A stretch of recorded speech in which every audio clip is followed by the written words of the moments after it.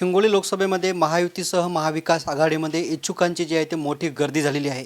त्यातच आज हिंगोली विधानसभेचे आमदार तानाजी मुटकुळे यांनी वक्तव्य केलं की कालच्या बूथ प्रमुख मेळाव्यामध्ये बोलताना ते म्हणाले की हिंगोली लोकसभेची जागा ही भाजपचीच आहे आणि ती भाजपच लढवणार. एक बार हेमंत पाटील ही इच्छुक असतात.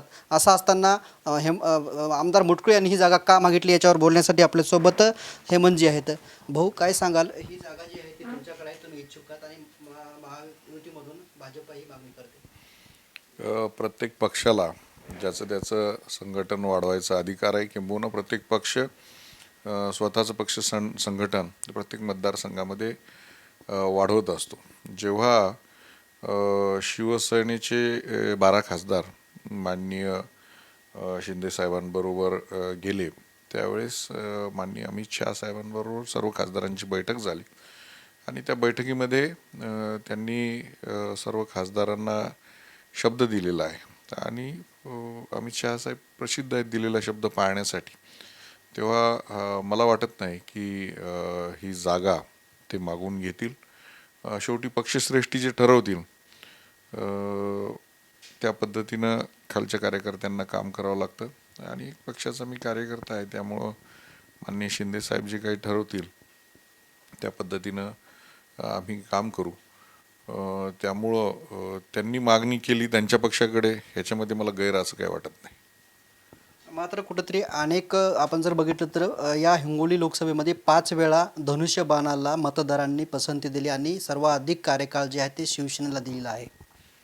बघा, आपण 1991 पासनं कैलासवासी विलास गोंडेवार साहेबांपासून आपण बघताय की प्रत्येक वेळेस शिवसेनेचा धनुष्यबाण या मतदारसंघावरती विजयी झालेला आहे.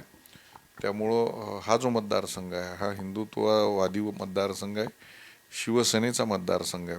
त्यामुळं निश्चित ही जागा शिवसेनाच जिंकेल असा विश्वास मला आहे. तानाजीराव मुटकुळे आमदारसाहेब माझे चांगले मित्र आहेत. मागील वेळेस त्यांनी माझ्या निवडणुकीमध्ये चांगलं काम केलेलं आहे आणि निश्चित याही वेळेस ते काम करणार आहेत. त्यांचे आणि माझे कुठल्याही प्रकारचे मतभेद नाही आहेत. त्यामुळं आणि आम्ही दोघंही पक्षाचे शिस्तबद्ध कार्यकर्ते असल्यामुळं पक्ष आदेश जो काही मिळेल त्या पद्धतीने आम्ही काम करू. हेमंत पाटलांना उमेदवारी नाही मिळाली तर पक्षश्रेष्ठींच्या मनामध्ये अजून काही वेगळा विचार असेल, दुसरं काही मोठं द्यायचा विचार असेल, त्यामुळं जे काही माननीय शिंदेसाहेब ठरवतील ते आमच्यासाठी फायनल असेल. भाऊ, एक शेवटचा प्रश्न विचारतो. राज्य शासनाने मराठा समाजाला 10% आरक्षण लागू दिलं अशी घोषणा झाली. त्यानंतरही कुठेतरी मराठा समाज जे आहे ते हिंगोलीमध्ये आक्रमक आहे. आज तुम्हाला त्याचा पश्चाताप आला, तुम्ही की राजीनामा दिला होता आणि त्यानंतरही कुठेतरी मराठा समाज हिंगोलीमध्ये आजही आक्रमक आहे.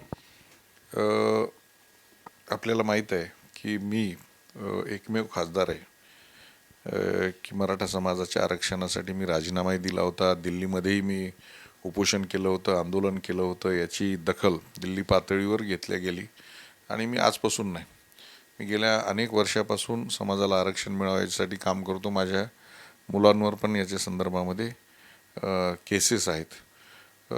पण मला वाटतं की ज्या पद्धतीनं मुख्यमंत्र्यांनी अधिवेशन बोलवलेलं आहे, अधिवेशन घेऊन एक धाडसी पाऊल त्यांनी टाकलेलं आहे. यापूर्वी जो काही निर्णय झालेला होता विधानसभेमध्ये तो निर्णय माननीय सुप्रीम कोर्टामध्ये टिकला नव्हता, परंतु यावेळेसचा निर्णय हा टिकणार आहे. तो याच्यासाठी आहे की पूर्ण महाराष्ट्रामध्ये एम्पिरिकल डेटा जो आहे तो डेटा यावेळेस घरोघर जाऊन राज्य शासनाने जमा केलेला आहे आणि हा डेटा जो आहे तो आयोगाकडे दिलेला आहे. त्यामुळे टिकणारं असं आरक्षण दिलेलं आहे. तेव्हा प्रत्येक वेळेस वारंवार राज्य शासनाच्या विरोधात जाऊन आंदोलन करणं मला वाटतं हे समाजाला सुद्धा रुचलेलं नाही. जे कोणी आंदोलन करतायत त्याच्या पाठीमागं पक्षीय काही राजकीय कार्यकर्ते हे काम करताना दिसत आहेत. आम्हाला ते माहिती आहेत. निश्चित योग्य वेळेस ते उघडसुद्धा केलं जाईल. परंतु माननीय एकनाथ शिंदे साहेब यांच्या हेतूबद्दल कोणीही शंका घेऊ नये. अत्यंत प्रामाणिकपणे त्यांनी मराठा समाजाला आरक्षण देण्याचा हा प्रयत्न केलेला आहे. निश्चितच हे होते खासदार हेमंत पाटील.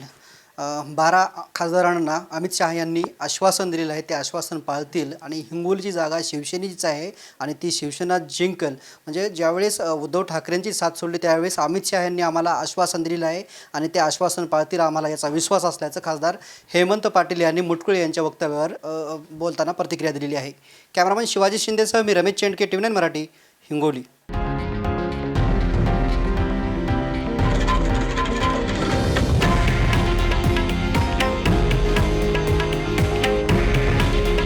हे आहे देशातील नंबर 1 न्यूज नेटवर्क आणि आपण पाहत आहात TV9 मराठी. काळजी तुमची, हित महाराष्ट्राचं.